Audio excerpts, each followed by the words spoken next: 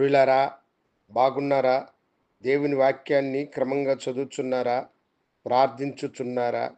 నేటి ధ్యాన వాక్యము ఆదికాండం 26వ అధ్యాయము 3వ వచనం.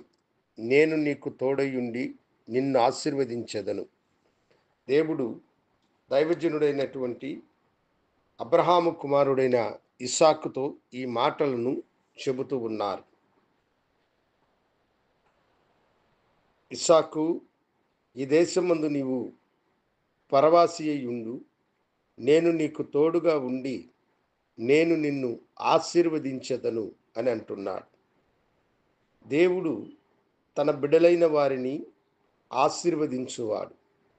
ఆయన తన దాసుడైనటువంటి యాకోబుతో ఈ మాట చెప్పాడు, అబ్రహాముతో ఈ మాట చెప్పాడు, ఇస్సాకుతో కూడా ఈ మాట చెబుతూ ఉన్నాడు.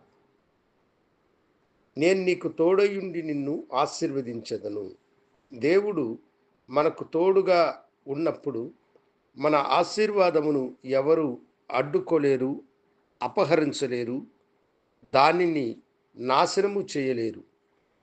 దేవుడు మనకు తోడుగా ఉండి మనలను ఏ యొక్క ఆటంకము కలిగినా ఆ ఆటంకములన్నిటినీ తొలగించి మనలను సమృద్ధిగా దీవించు దేవుడు ఆయన. దానినే మనము చూస్తూ ఉన్నాము ఇక్కడ. దేవుడు ఇస్సాకుతో ఈ మాట చెప్పాడు. దేవుడు ఆ దేశమునందు ఇస్సాకు నివాసము చేయనప్పుడు అతడు కరువు కాలములో విత్తనమును విత్తినాడని వాక్యము మనకు తెలియచేస్తున్నది. ఆ కరువు కాలములో దేవుడు అతన్ని ఆశీర్వదించడానికి తీర్మానించుకున్నాడు గనుక వాక్యము ఏమి చెబుతుందంటే, అతడు విత్తనము వేసి నూరంతల ఫలమును అతడు పొందుకున్నాడు అని. నీరు లేనటువంటిదే కరువు కాలం అన్నది మనకు తెలుసు. కరువు సంభవించడానికి కారణము ఏమిటి?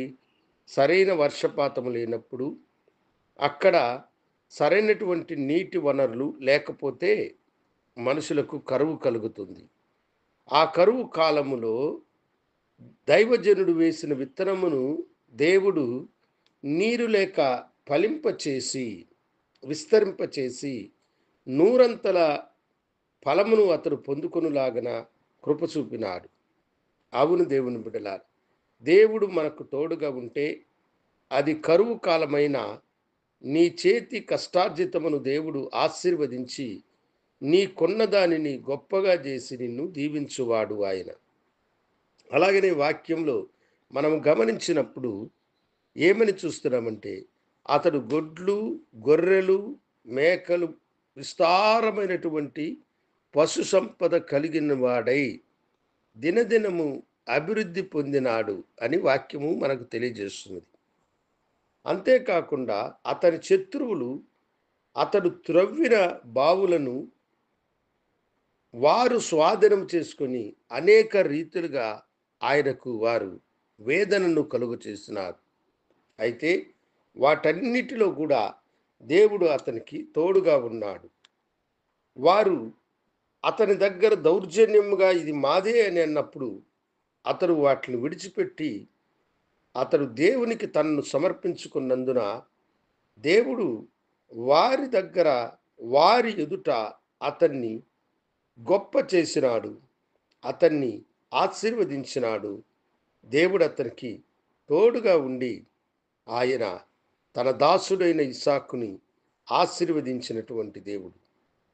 నీ జీవితంలో దేవుడు నీకు తోడుగా ఉంటే అది కరువు కాలమైనను సరే, శత్రువులు నీకు కీడు చేయాలని చూసినా సరే, శత్రువులు నీ దానిని లాక్కోవాలని చూసినా సరే, నీ మంచి మనస్సు, నీ యథార్థ హృదయమును చూచు దేవుడు నీవు చేయు ప్రతి పనిని దీవించి ఆశీర్వదించి తన కృపాకరములతో మిమ్మలను నడిపించునుగాక.